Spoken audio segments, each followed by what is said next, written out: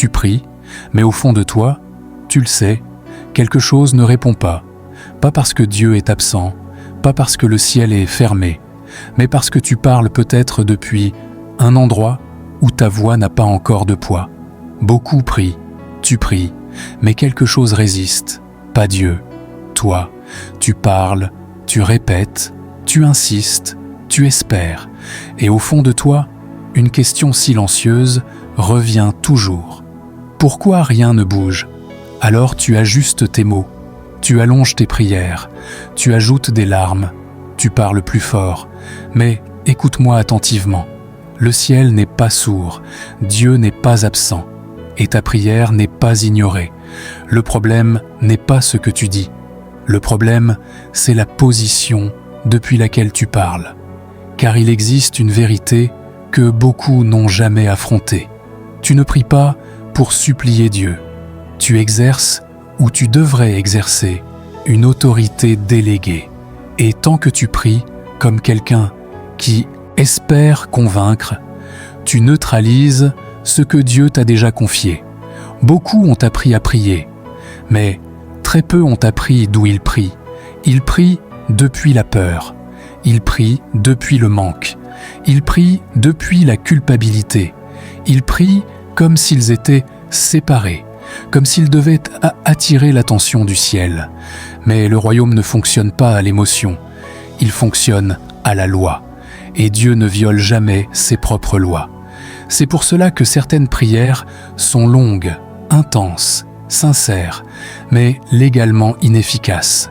Il est écrit dans Genèse 1, 26 « Faisons l'homme à notre image, selon notre ressemblance, et qu'il domine sur les poissons de la mer, sur les oiseaux du ciel, sur le bétail, sur toute la terre, et sur tous les reptiles qui rampent sur la terre. » Remarque quelque chose, Dieu ne dit pas qu'il supplie, il ne dit pas qu'il demande, il dit qu'il domine. La domination n'est pas une émotion, c'est une autorité légale. Quand Dieu crée la terre, il décide volontairement une chose. La terre sera administrée par l'homme, pas visitée, pas contrôlée à distance, administrée. Cela signifie quelque chose de radical. Dieu, Tout-Puissant, choisit de passer par l'autorité humaine sur la terre. Le ciel ne fonctionne pas sans représentant terrestre. Voilà pourquoi tant de prières montent et redescendent sans effet, non pas parce que Dieu refuse, mais parce que la loi n'a pas été activée. Dieu ne répond pas à la détresse, il répond à l'autorité alignée avec sa volonté. Regarde un instant, un policier n'a pas besoin de crier pour arrêter la circulation, il lève la main. Pourquoi? Parce qu'il ne parle pas en son nom, il parle au nom d'une autorité supérieure. De la même manière, quand tu pries sans conscience d'autorité, tu parles en ton nom. Mais quand tu pries depuis ton identité, le ciel reconnaît le mandat. Il est écrit dans Luc 10, 19 « Voici, je vous ai donné le pouvoir de marcher sur les serpents et les scorpions et sur toute la puissance de l'ennemi, et rien ne pourra vous nuire. » Remarque encore, il ne dit pas « je vous donnerai », il dit « je vous ai donné ». Le problème n'est donc pas l'absence de pouvoir. Le problème est l'ignorance de ce qui a déjà été donné. Et on ne peut pas exercer ce qu'on ne comprend pas. C'est ici que beaucoup se trompent. Ils disent « Seigneur, si tu veux. Seigneur, si c'est possible. Seigneur, aie pitié. » Mais ce langage n'est pas de l'humilité. C'est une méconnaissance du royaume. L'humilité n'est pas de nier ce que Dieu t'a confié. L'humilité, c'est d'opérer exactement selon ce qu'il a établi. Tu n'as jamais été créé pour mendier. Tu as été créé pour administrer.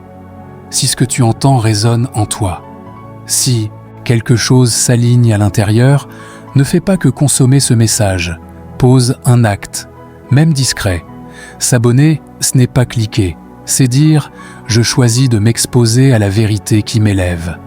Un like, ce n'est pas un bouton. C'est un accord intérieur avec une révélation. Partager, ce n'est pas diffuser une vidéo. C'est étendre une lumière que d'autres attendent, sans le savoir. Il est écrit dans Osée 4, 6 Mon peuple est détruit parce qu'il lui manque la connaissance. Remarque, ce n'est pas le péché, ce n'est pas l'ennemi, ce n'est pas l'attaque, c'est le manque de connaissance. Et quand la connaissance arrive, l'autorité se réveille. Voilà pourquoi certaines personnes parlent peu, mais les choses bougent, et d'autres parlent beaucoup, mais rien ne change. La différence n'est pas la ferveur. La différence est la révélation du statut. Le ciel fonctionne avec des protocoles, pas avec la pitié. Et le protocole du royaume est simple. L'autorité précède l'intervention. Tu n'as jamais manqué de foi, tu as manqué de compréhension. Mais écoute bien, car ce que tu es en train de comprendre va bientôt t'obliger à changer ta manière de parler, de prier et même de te tenir devant Dieu. Et quand la posture change, le ciel répond. Pas parce que tu cries plus fort, mais parce que tu parles enfin depuis ta position. Écoute cette révélation qui suit. Il y a un moment précis où la prière cesse d'être un refuge et devient une responsabilité. Et beaucoup n'aiment pas ce moment, parce qu'il révèle une vérité inconfortable. Si rien ne change, ce n'est pas toujours parce que l'ennemi agit, c'est parfois parce que l'autorité n'a jamais été exercée. Tu dois comprendre ceci. Dieu n'intervient pas là où il a déjà délégué. Et tant que tu demandes à Dieu de faire ce qu'il t'a mandaté pour faire, le ciel reste silencieux, non par dureté, mais par cohérence. Il est écrit dans Matthieu 18, 18. « Je vous le dis en vérité, tout ce que vous lirez sur la terre sera lié dans le ciel, et tout ce que vous délierez sur la terre sera délié dans le ciel. » Observe bien l'ordre. Ce n'est pas le ciel qui commence, c'est la terre. Le ciel ne précède pas, le ciel répond. Cela signifie une chose capitale. Le ciel attend une décision terrestre alignée. Tant que tu hésites, le ciel ne bouge pas. Tant que tu doutes, le ciel reste en attente. Tant que tu demandes sans décider, la loi ne s'active pas. Voilà pourquoi certaines prières ressemblent à des plaintes. Elles décrivent le problème, mais n'émettent aucune autorité. Elles racontent la tempête, mais n'ordonnent rien. Or, le royaume ne fonctionne pas par narration, il fonctionne par décret. Souviens-toi, quand Jésus est face au vent et à la mer, il ne prie pas, il ne supplie pas, il ne demande pas au Père d'intervenir, il parle. Marc 4, 39 dit « S'étant réveillé, il menaça le vent et dit à la mer « Silence, tais-toi !» Et le vent cessa, et il y eut un grand calme. Pourquoi ? Parce qu'il opérait depuis une autorité reconnue. La tempête n'obéit pas à la foi émotionnelle, elle obéit à l'autorité légale. Et voici la question que peu osent se poser. Si Jésus est ton modèle, pourquoi ta prière ne lui ressemble pas ? Pourquoi parles-tu de ce que Jésus commandait ? Pourquoi demandes-tu ce qu'il ordonnait ? Ce n'est pas un manque de spiritualité, c'est un manque d'alignement. Il existe une grande confusion entre dépendance et délégation. Dieu ne t'a pas appelé à être dépendant, il t'a appelé à être responsable. Responsable de ce que tu autorises, responsable de ce que tu tolères, responsable de ce que tu déclares. Car tout ce que tu tolères sans autorité devient légal dans ta sphère. Il est écrit dans Jacques 4, 7. « Soumettez-vous donc à Dieu, résistez au diable, et il fuira loin de vous. » Remarque encore l'ordre. Soumission d'abord, résistance ensuite. La résistance n'est pas une prière, c'est un acte d'autorité. Beaucoup veulent que le diable fuit, mais sans jamais résister. Ils prient contre ce qu'ils devraient confronter. Ils demandent la paix là où ils devraient imposer des limites. Si ce que tu écoutes te bouscule, ce n'est pas par hasard. C'est un appel à maturité. Et parfois, le premier acte d'autorité, ce n'est pas contre l'ennemi, c'est contre l'ignorance. Alors prends un instant. Si ce message t'élève, pose un acte simple. Pas pour moi, pour toi. S'abonner, c'est choisir d'être exposé régulièrement à une parole qui te replace. Liker, c'est reconnaître intérieurement que cette vérité te concerne. Partager, c'est refuser de garder une clé que d'autres attendent, encore derrière une porte fermée. Mais écoute bien ce qui suit. Il existe une raison profonde pour laquelle cette autorité est si peu exercée. Ce n'est pas parce qu'elle n'existe pas, c'est parce qu'elle dérange. Car une personne consciente de son autorité ne peut plus être contrôlée par la peur, ni manipulée par la culpabilité, ni paralysée par l'attente. Et tout système religieux préfère des croyants sincères, mais dépendants. Ce que tu es en train de comprendre va bientôt toucher un point sensible, la manière dont tu parles, ce que tu acceptes et ce que tu laisses entrer dans ta vie. Et quand tu verras ce point, tu ne pourras plus prier comme avant. Pas parce que tu le voudras, mais parce que la révélation t'aura déplacé. Reste attentif, car ce qui vient ensuite va mettre en lumière la différence entre l'autorité reçue et l'autorité réellement exercée. Et c'est là que beaucoup s'arrêtent, juste avant que tout commence à changer. Il y a une différence que peu discernent, une différence silencieuse mais décisive. La différence entre avoir reçu une autorité et exercer réellement cette autorité. Beaucoup ont reçu, très peu exercent, et tant que l'autorité reste théorique, elle ne produit aucun effet pratique. L'autorité non exercée est comme une clé gardée dans la poche, pendant que la porte reste fermée. Tu possèdes l'accès, mais tu continues à frapper. Tu as le mandat, mais tu continues à demander la permission, et le ciel observe, non pour te juger, mais pour voir si tu comprendras enfin que l'inaction rend l'autorité inutile. Il est écrit dans Luc 4,36 « Tous furent saisis de stupeur, et ils se disaient les uns aux autres, « Quelle est cette parole ?» Il commande avec autorité et puissance aux esprits impurs, et ils sortent. Remarque bien, ce n'est pas seulement l'autorité, c'est la parole avec autorité.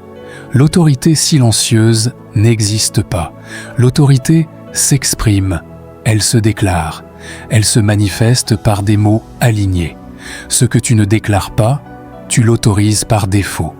Voilà pourquoi certaines situations durent, non parce qu'elles sont fortes, mais parce qu'elles n'ont jamais été confrontées. Tu as prié à propos de la peur, mais l'as-tu confrontée ? Tu as parlé de la confusion, mais l'as-tu arrêtée ? Tu as demandé la paix, mais as-tu établi des limites ? Le royaume ne se manifeste pas par de bonnes intentions, mais par des décisions spirituelles claires. Il y a une loi invisible, mais immuable. Ce que tu tolères définit les frontières de ton autorité. Et souvent, l'ennemi n'entre pas par la force, mais par la permission. Une permission inconsciente, un silence prolongé, une passivité déguisée en patience. Il est écrit dans Proverbes 18, 21. « La mort et la vie sont au pouvoir de la langue. Quiconque l'aime en mangera les fruits. » Observe encore. La vie et la mort ne sont pas attribuées au hasard, ni aux circonstances, mais à la langue, pas à l'intention, pas au désir, à la parole. Ce que tu déclares régulièrement devient une atmosphère. Et l'atmosphère finit toujours par produire des fruits.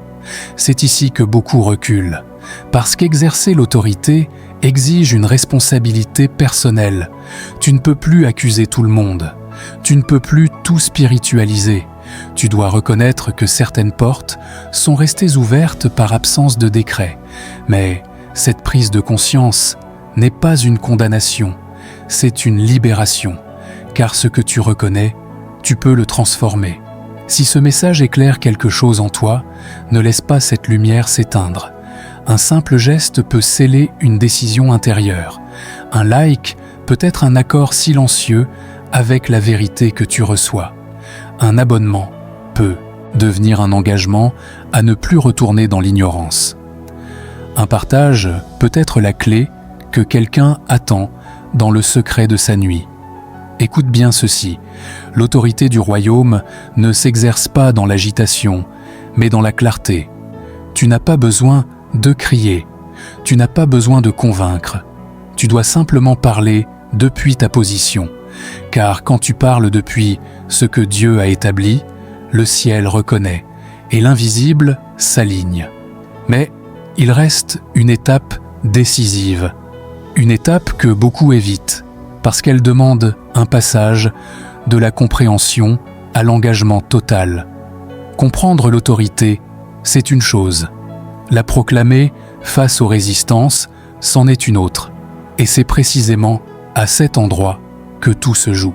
Reste attentif, car ce qui vient ensuite ne sera plus seulement une révélation, mais un moment de bascule. Un moment où les mots ne serviront plus à expliquer, mais à établir. Il arrive un moment où comprendre ne suffit plus. Un moment où la révélation te demande une réponse, car l'autorité que tu reconnais mais que tu n'exerces pas finira toujours par t'accuser intérieurement. Tu sais désormais, et savoir engage. Le royaume ne se manifeste pas dans l'intention, mais dans la proclamation. Il est écrit dans Job 22, 28, « Tu décideras une chose, et elle te réussira. La lumière brillera sur tes chemins. » Remarque attentivement. Il ne dit pas « tu espéreras ». Il ne dit pas « tu demanderas ». Il dit « tu décideras ». La décision est un acte d'autorité, et la décision précède la manifestation. Quand tu décides selon la volonté de Dieu, le ciel s'aligne, la lumière s'ouvre, les chemins deviennent visibles. Beaucoup attendent un signe, alors que Dieu attend une décision. Beaucoup attendent une confirmation, alors que Dieu attend une déclaration. Car tant que tu n'as pas parlé, l'atmosphère reste indéfinie. Il est écrit dans Éphésiens 1, 20, 21, « Il l'a ressuscité des morts, et il l'a fait asseoir à sa droite, dans les lieux célestes, au-dessus de toute domination, de toute autorité, de toute puissance, de toute dignité, et de tout nom qui peut se nommer, non seulement dans le siècle présent, mais encore dans le siècle à venir. » Et quelques versets plus loin, il est dit que tu es assis avec lui. Cela signifie une chose troublante. Tu ne pries pas depuis la terre vers le ciel. Tu pries depuis une position céleste vers la terre. Tu ne parles pas depuis le manque. Tu parles depuis l'élévation. C'est ici que la prière change de nature. Elle cesse d'être une demande. Elle devient un décret. Elle cesse d'être une plainte. Elle devient une mise en ordre. Elle cesse d'être une répétition. Elle devient une installation. Alors maintenant, écoute bien. Ne te contente pas d'écouter cette prière. Entre dedans. Car une prière décret ne se récite pas. Elle s'assume. Prépare-toi. Respire. Aligne ton cœur. Et parle intérieurement depuis ce que Dieu a établi. Prière. Décret. Père, je ne viens pas pour te supplier, car tu n'es pas loin. Je viens me tenir dans ce que tu as déjà décidé. Tu m'as donné l'autorité. Tu m'as confié un mandat. Et aujourd'hui, je refuse de rester silencieux là où tu attends ma voix. Au nom de Jésus, je déclare que toute confusion perd son droit d'opérer. Je déclare que toute peur non autorisée quitte ma sphère d'influence. Je déclare que tout ce qui résistait sans légitimité se désengage maintenant. Je décide la paix. J'établis la clarté. J'ordonne l'alignement. Je ne parle pas en mon nom. Je parle depuis l'autorité qui m'a été confiée. Que tout ce qui n'était maintenu que par mon silence s'effondre maintenant. Je reçois la responsabilité de ce que je déclare. Je garde ma bouche alignée. Je garde ma posture ferme. Car ce que je lis sur la terre est lié dans le ciel. Et ce que je délie sur la terre est délié dans le ciel. Je marche désormais non comme quelqu'un qui demande, mais comme quelqu'un qui établit. Amen. Garde le silence un instant. Ce silence n'est pas vide. Il est chargé. C'est l'espace où le ciel confirme ce que tu viens d'installer. Si cette prière a résonné, ne laisse pas ce moment se dissiper. Un like peut sceller cet accord intérieur. Un abonnement peut devenir un rappel constant de ta position. Un partage peut être l'acte par lequel quelqu'un d'autre retrouve enfin sa place. Souviens-toi, tu ne pries pas pour supplier Dieu. tu exerces une autorité déléguée. Et quand l'autorité est exercée, le ciel ne discute pas. Il répond « Marche désormais dans ce que tu as établi ».